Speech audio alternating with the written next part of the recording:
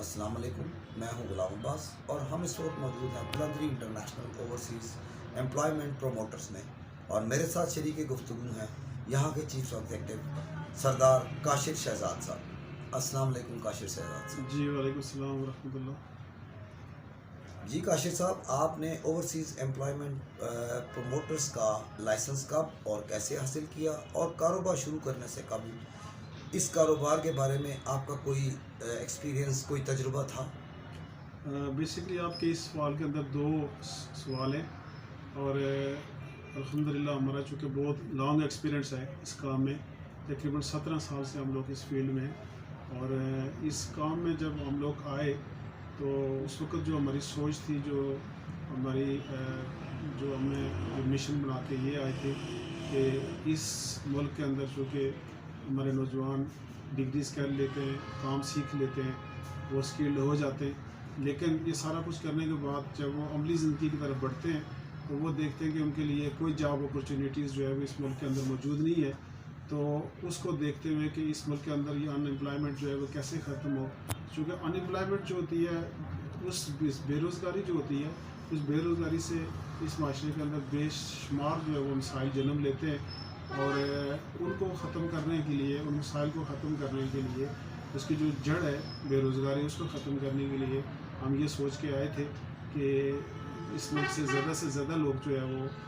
ان کو کام سکھا کے، ان کو ہنرمند بنا کے بیرون ملک بھیجا جائے، اور جو ڈگری ہولڈرز ہیں یا پڑھے لکھے نوجوان ہیں ان کے لیے بھی چونکہ بیرونی دنیا میں جاب اپرچونیٹیز بہت زیادہ ہوتی ہیں، تو اس کو مد نظر رکھتے ہوئے ہم لوگ اس فیلڈ میں آئے، اور الحمدللہ ہم اس میں کافی کامیاب جا رہے ہیں۔ تو اس میں دیکھیں، اس ضمن میں یہ بھی آپ سے سوال کرنا چاہوں گا کہ اس سے علاوہ بھی بہت سارے بزنس ہیں، تو آپ نے اسی بزنس کو کیوں چوز کیا؟ اس کے کیا کاز تھے؟ بالکل آپ کی بات درست ہے، جیسے میں نے اپنے آپ کے پہلے سوال کے جواب میں کہا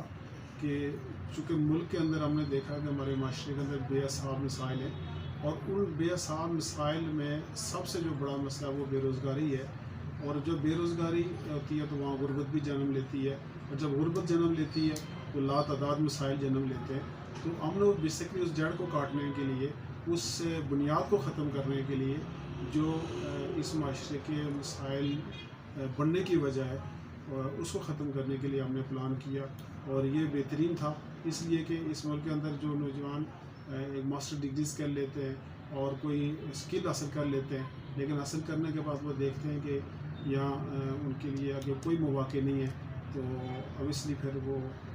پریشان ہوتے ہیں۔ تو انہیں چیزوں کو مد نظر رکھتے ہوئے ہم نے سمجھا کہ اگر ہم اس میں آئیں اور اپنے نوجوانوں کو موٹیویٹ کر کے ان کو بیرون ملک جاب حاصل کرنے میں مدد کریں گے تو انشاءاللہ اس ملک کا بہت سارا فائدہ ہو جائے گا۔ اور ہم نے دیکھا کہ اس وقت اس مملکت پاکستان کے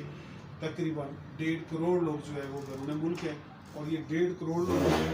ہے یہ سارے ان او ای پیز نے جو ہے نا، ان پرموٹرز نے باہر بھیجے، اور الحمدللہ ایک بہت بڑی کامیابی تھی ان پرموٹرز کی، اور یہ 1.5 کروڑ لوگ جو ہے وہ زیر مبادلہ کما کے اپنے ملک کو بھیج رہے ہیں۔ اچھا، اس کاروبار کو شروع کرنے سے قبل جو آپ کے خیالات تھے، جو ارادے تھے، وہ کاروبار شروع کرنے کے بعد کمزور ہوئے یا ان کو تقویت ملی؟ نہیں، الحمدللہ ہم نے جو ارادے ہم نے کیے تھے یا جو سوچ بنائی تھی، اس سے ہمیں فائدہ ہی ہوا ہے، نقصان نہیں ہوا ہے، بلکہ اگر آپ یوں کہیں کہ اس سے جب ہم ایکسپیرئنس ہوا، ہم کو ذرا بہتر انداز میں کرنے کا موقع ملا، اور ہم لوگ الحمدللہ بہت بہتر انداز میں کر رہے ہیں۔ ہم لوگ نہ صرف گلف کنٹریز، سعودیہ، دبئی، قطر، مسقط، بحرین وغیرہ، نہ صرف ان کنٹریز کا کر رہے ہیں، بلکہ ہم لوگ وسطی ایشیا کے کچھ کنٹریز، اور اسی طرح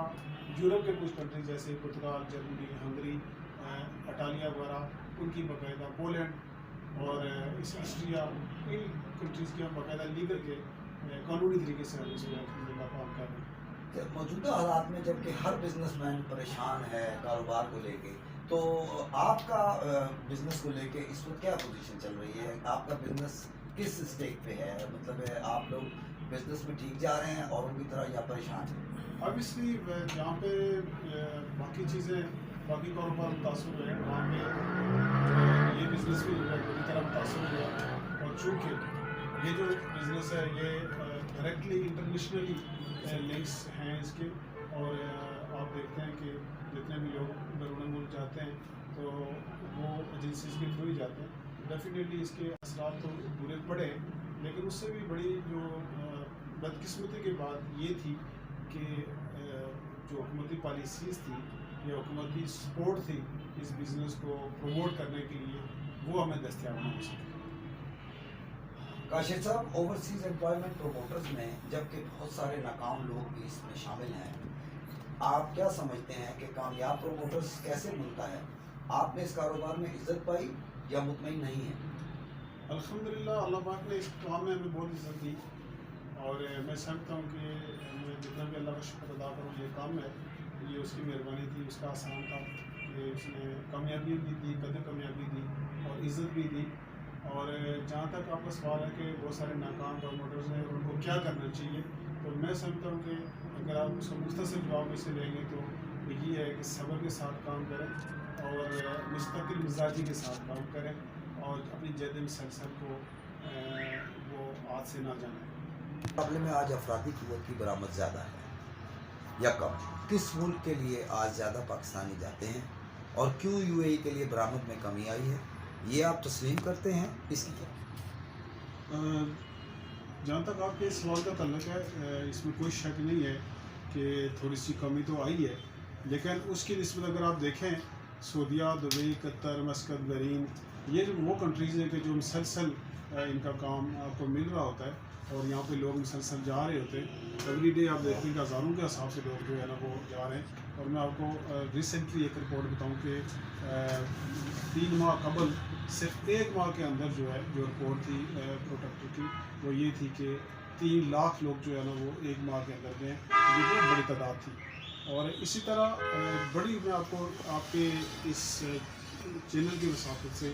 اپنے دیکھنے والوں کو اور آپ کے دیکھنے والوں کو یہ خوشخبری سناؤں کہ انشاءاللہ بہت جلد آپ کے پاس جو ہے نا اور بہت بڑے اچھے سیکٹرز آ رہے ہیں. جس طرح جاپان کا اور پاکستان کا ایک ایگریمنٹ ہوا ہے جس کے تحت 3,80,000 آدمی جو ہے پاکستان سے جائے گا، اور یہ جو ہے ان کا معاہدہ اس میں دستخط ہو چکے ہیں، اور نہ صرف دستخط ہو چکے ہیں بلکہ یہ فائنل جو ہے پروسیس میں ہے. اور اسی طرح آسٹریا اور ہنگری، بوسنیا، کروشیا، بلغاریہ، یہ یورپ کے وہ کنٹری ہیں. اس طرح بیلاروس ہے، مشرقی یورپ یہ ہے. یہ وہ کنٹریز ہیں کہ جو جنہوں نے باقاعدہ حکومت پاکستان کو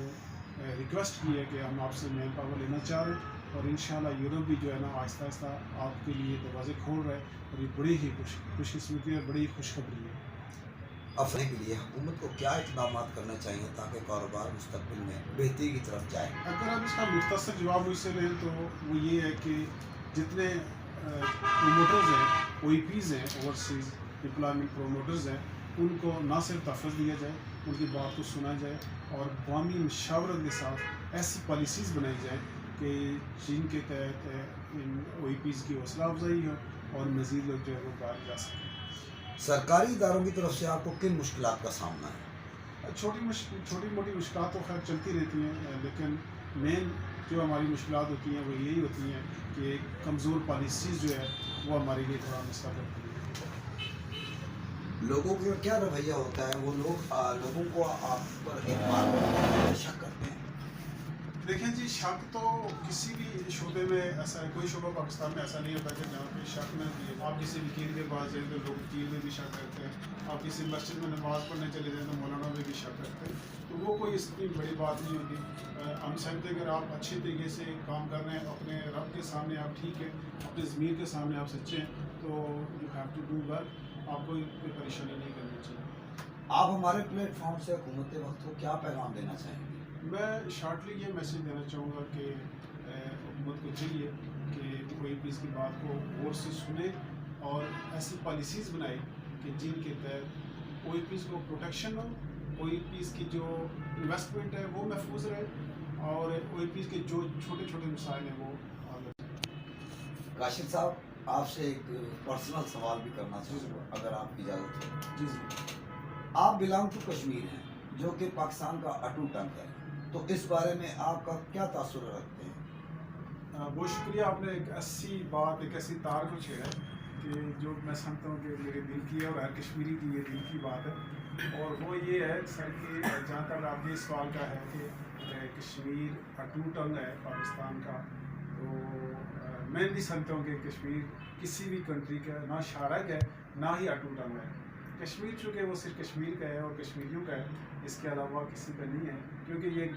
متنازع ریاست ہے اور اس کا ابھی پوری دنیا کے سامنے UN کے سامنے یہ ہے کہ متنازع ریاست ہے اور اس کا فیصلہ ابھی ہونا باقی ہے۔ اور آپ کو اس کا سلوشن کیا نظر آتا ہے جو آپ کی آزاد حکومت ریاست جموں کشمیر ہے، کیا وہ لوگوں کو کے بنیادی مسائل حل کرنے میں کامیاب رہی ہے کہ نہیں؟ آپ کے دو کوسچن ہیں کہ اس کا سلوشن کیا نظر آتا ہے، اور دوسرا آپ کا یہ کوسچن ہے کہ کیا آزاد حکومت وہ اس کو حل کرنے میں کامیاب رہی ہے۔ تو میں سمجھتا ہوں کہ جہاں تک آپ کے پہلے سوال کا تعلق ہے تو وہ سلوشن جو ہے اس کا وہ یہی ہے کہ جو رائے شماری ہے، جو UN کہتی ہے، یہ پوری دنیا کہتی ہے کہ لوگوں سے رائے لی جائے کہ جناب اس کا کیا حل ہوگا۔ اور دوسرا آپ نے سوال کیا کیا آزاد حکومت ریاست جموں کشمیر وہ لوگوں کے مسائل حل کرنے میں کامیاب رہی ہے، تو میں اس کا